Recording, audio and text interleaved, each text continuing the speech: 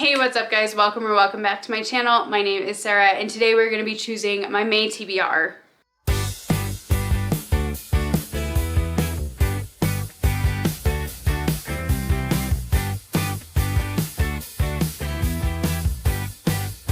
So first things first, we're going to be going over what I read in April. Now, so far it is April 23rd and I'm currently failing.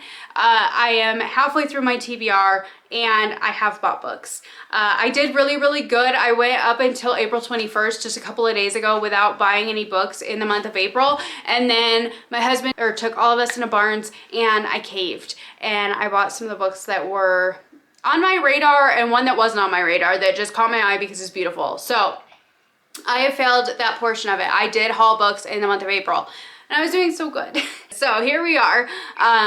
We will see if I could stay on top of things enough to not have to do a specific number for alphabet escapades. I do need to make up a little bit of ground as of right now, but again, it is only April 23rd. So that being said, first prompt that I had for my April TBR was no hauling books and a free pick. For that one, I chose The Heartless One. It is the follow-up to The Deathless One by Emma Hamm. This is a romantasy. They're really small little books. I have not read this one yet. I do still plan on picking it up before the end of the month. At least that's my hope. I just haven't done it yet. I honestly haven't done that much reading this month. This month has been crazy. It has been absolutely crazy. And so I just haven't done a lot of reading. I've read 4 books so far. And so I just haven't gotten to it yet. So the next prompt that I had was once again no hauling books and a free pick, and for that one I chose Shield of Sparrows. I chose this one because I knew that with pre-ordering Rights of the Starling that I would want to reread Shield of Sparrows again, so that way I could just refresh my memory. I've really gotten into the romantasy genre since reading Shield of Sparrows last year, and so I wanted to refresh my memory, and I am so glad that I did.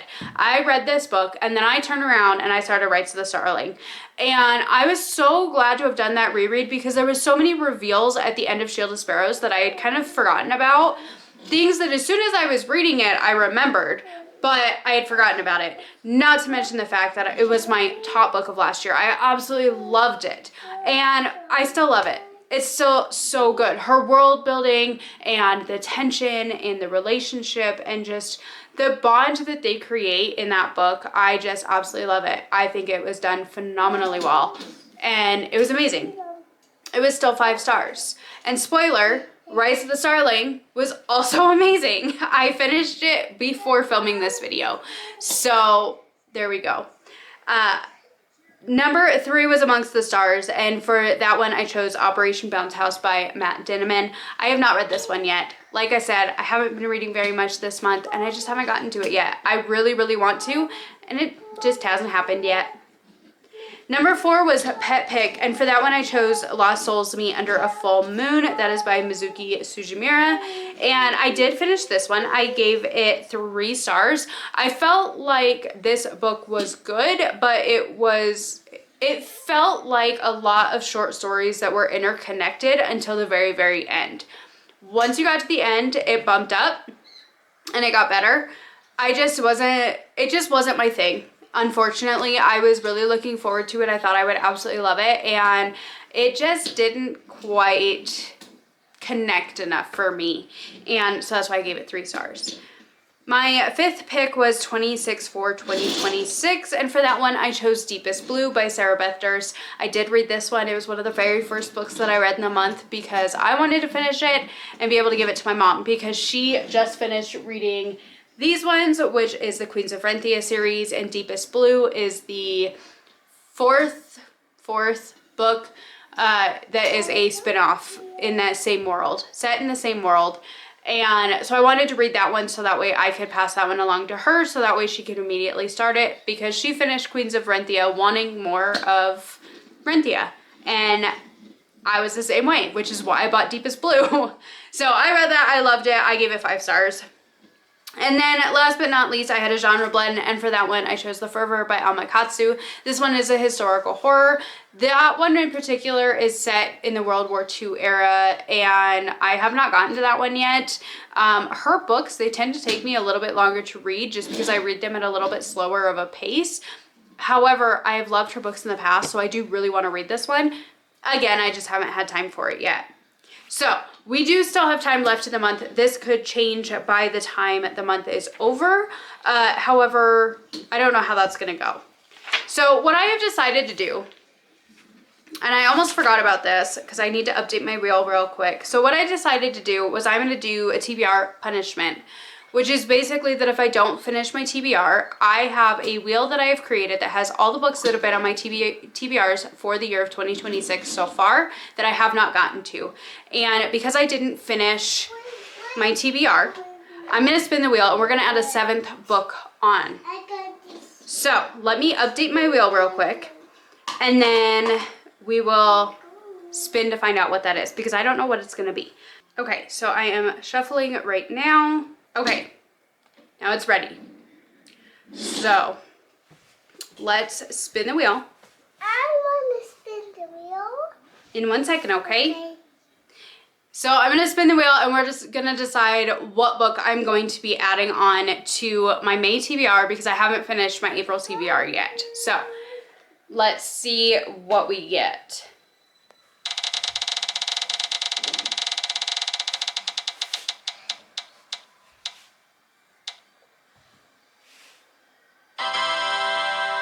Okay, so we got Operation Bounce House, so that's gonna roll over into the month of May. That is totally fine. I was not expecting to get one that I have actually actively been wanting to read, and so that's kind of perfect that we'll add that on into May, and hopefully I'll have a chance to get to it.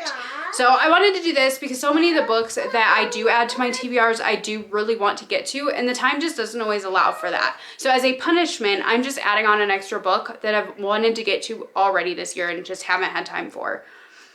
Okay, so now that all of that is out of the way, so we will add Operation Bounce House to our list. But let's get into our throws. If you haven't been here before, I throw knives at a box to choose my prompts to pick my TBR for May, and then I choose books accordingly. I usually do 6 prompts or throw until I get 6 prompts, and that kind of changes and fluctuates throughout the year depending on how I feel. Depending on how I feel, sorry, she's spinning the wheel now. Depending on how I feel, but that's usually kind of where I stay at, is trying to be 6 throws. And then I come back and we choose the books together and we talk them through and I try and read them in the month. So I haven't finished a TBR yet this year, but you know, here's hoping. We are always hoping. So let's get into the throws. Wish me luck.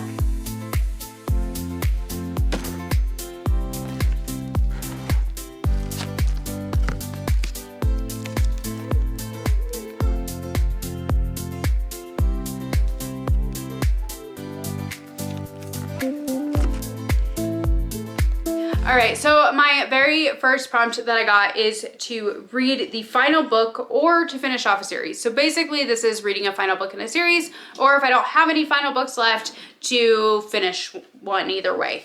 So the book that I decided to choose for this is one that I've been desperately needing to finish for quite a while, and I decided to go with Harry Potter and the Deathly Hallows by J.K. Rowling. This is the last book in the series. Obviously, I have been rereading these books and annotating them to give them to my dad to read for the first time. My sister read them first, and then she sent them all to me, and now I am slowly getting through this series and passing them along to my dad. So I really need to finish this out. I thought this was the perfect opportunity. Throw in a middle grade. It's chunky, it's amazing, it's one of my all-time favorite series. And so I'm looking forward to finishing out reading this, because I haven't read this over again. I don't think I've ever reread this book. So it's been a really long time. And so this is what I'm gonna add on, and I'm really excited to finish out this one and be able to pass them on to my dad, so that way he can finally finish the series too. He is not a big fantasy reader, but he has really enjoyed these. And I think part of that is because my sister and I love them so much and always have. And so he's been having a great time with it, especially having them annotated by my sister and I. So this will be our first choice. It is chunky. It is over 700 pages, but it's also middle grade and it's Harry Potter, so they usually read pretty quickly. So that's what we're putting on for the first book.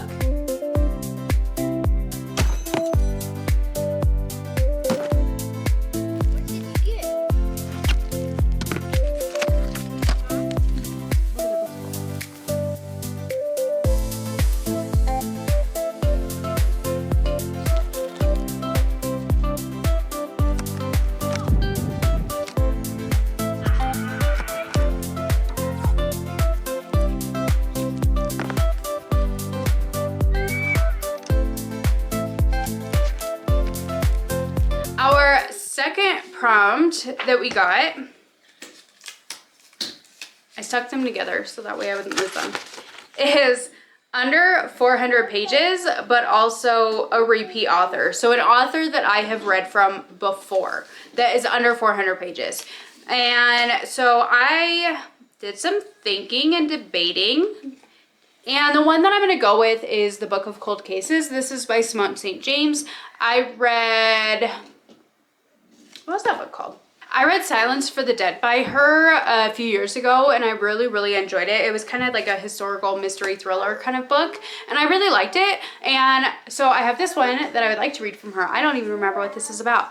It says, a true crime blogger gets more than she bargained for while interviewing the woman acquitted of 2 cold case slayings in this chilling novel from the New York Times bestselling author of The Sundown Motel. In 1977, Claire Lake, Oregon, was shaken by the Lady Killer murders. 2 men, seemingly randomly, were murdered with the same gun, with strange notes left behind. Beth Greer was the perfect suspect, a rich, eccentric 23-year-old woman seen fleeing one of the crime scenes, but she was acquitted and she retreated to the isolation of her mansion. Oregon, 2017. Shay Collins is a receptionist, but by night she runs a true crime website, The Book of Cold Cases, a passion fueled by the attempted abduction she escaped as a child. When she meets Beth by chance, Shay asks her for an interview. To Shay's surprise, Beth says yes. They meet regularly at Beth's mansion, though Shay is never comfortable there. Items move when she's not looking, and she could swear she's seen a girl outside the window. The allure of learning the truth about the case from the smart, charming Beth is too much to resist. But even as they grow closer, Shay senses something isn't right. Is she making friends with a manipulative murderer, or are there other dangers lurking in the darkness of the Greer house? So it sounds really good. It sounds really interesting. It reminds me a bit of The Only One Left by Riley Sager. I loved that book. That was the last book that he came out with that I think was absolutely fantastic. And so I'm excited to try this one out and see what Simone St. James does with this. I know there's a lot of things going around right now with like podcasts and vloggers and bloggers and all that stuff looking into true crime. Actually, the one that my sister sent me last month, Tell Me What You Did, it follows this same kind of theme. So who knows, maybe I will pick up both of these. But for the month of May, for my TBR, I will be reading The Book of Cold Cases by Simone St. James.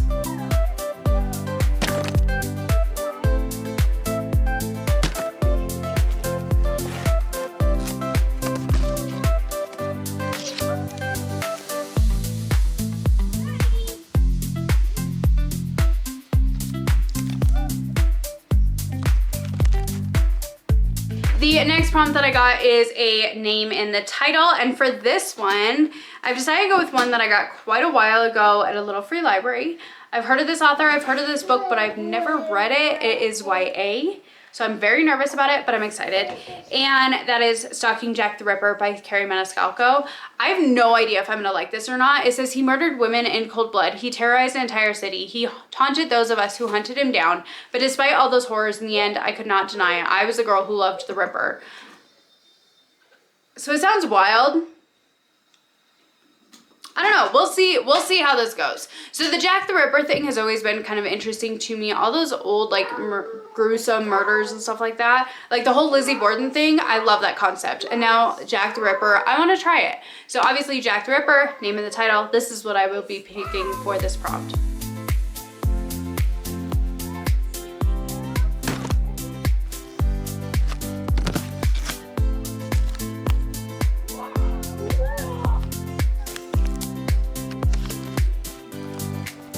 The next prompt that I got is a NetGalley ARC. Now, I don't have a Kindle. I want a Kindle, but I don't have one. I have NetGalley, obviously, but I just don't have a Kindle. So I don't particularly like reading on my phone. I'm trying it, but I don't do it hardly ever.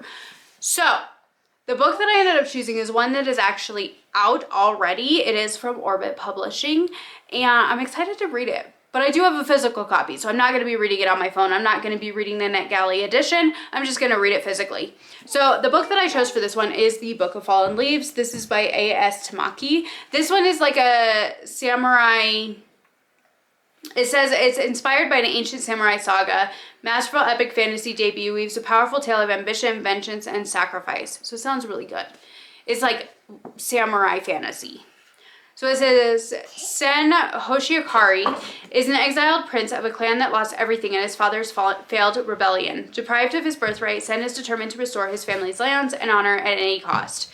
Rue is a peasant girl who saved Sen's life on the night his family were put to the sword, but now she is adrift and unsure of her place in the world, not knowing the gods themselves have plans for her. As civil war throws the empire into chaos and demons seek vengeance on the living, Sen and Rue must fight for both their clan and their shared future, but vengeance demands a bloody price. So it sounds really good. I'm super excited to try it out. I read the first page or two on my phone before I bought it, and it sounds really good. So this is what I'm going to choose, and I hope I love it. I hope that it's good and that I can give it to my husband to read too, but he already has a whole pile of books that he hasn't read yet. So that's what I'm going to read for this one.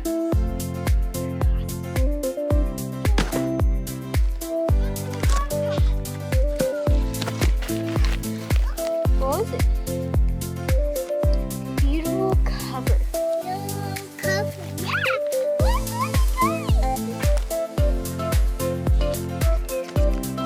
The next prompt that I got is a beautiful cover, and for this one it was hands down, no questions asked. I'm going to be reading The Library of Amerlin by Kaylin Josephson. This one, I bought this book mainly because it's blurbed by Adrienne Young, Sarah Beth Durst, and when I opened the flap, oh, look at that. Look at all the creatures in this book. I had to buy it. So it says, a stunning, absorbing, and timely tale about a wondrous library, magical beasts, and a con woman with both everything and nothing to lose. And that's the blurb from Sarah Beth Durst. It says, Kassira used to be a masterful con artist. Whoa. It's a kindness. Look at that. My daughter just opened this up, and I didn't even see that originally. Oh my god, that's stunning. I can see her. What? Ooh, and then there's this one. Oh, I love the artwork. Okay, anyways. Kassira used to be a masterful con artist, choosing her target, building trust, judging the precise moment to make her move. Now she's keeping her head down and working off a lengthy prison sentence, but Kassira's past catches up to her when she's offered a deal. Her freedom in exchange for one last con. Infiltrate the fabled Library of Amerlin. When Cassia goes undercover as the new assistant librarian, she enters an enchanting world brimming with books and magical creatures, tempting her with a life she could never have. But Kassira's real future depends on her charge, the long con to bring down the librarian. Unfortunately, Alistair is as prickly as he is handsome and hiding a beastly transformation that could destroy him. Kassira has to decide, take down Alistair and destroy the only place that has ever felt like home, or be herself for once in her life and risk losing it all anyways. Sounds amazing, and it's beautiful, and I cannot wait to read it, and I really, really hope that I love it. It's blurbed by two of my favorite authors, and so I'm really excited to pick this up.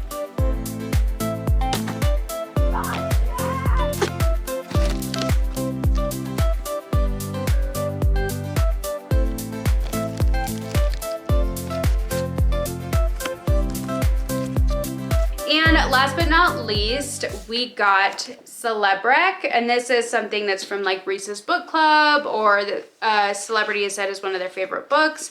And for that one, I decided to go with First Lie Wins. I had a lot harder time finding a book to fit this prompt than I thought I would. I was trying to look on YouTube and stuff like that for videos of authors talking about their favorite books, and none of them were ones that really appealed to me. So I decided to go with one that is Reese's Book Club. This is a thriller by Ashley Elston. And it says, Evie Porter has everything a nice southern girl could want. A doting boyfriend, a house with a white picket fence, a tight group of friends. The only catch, Evie Porter doesn't exist.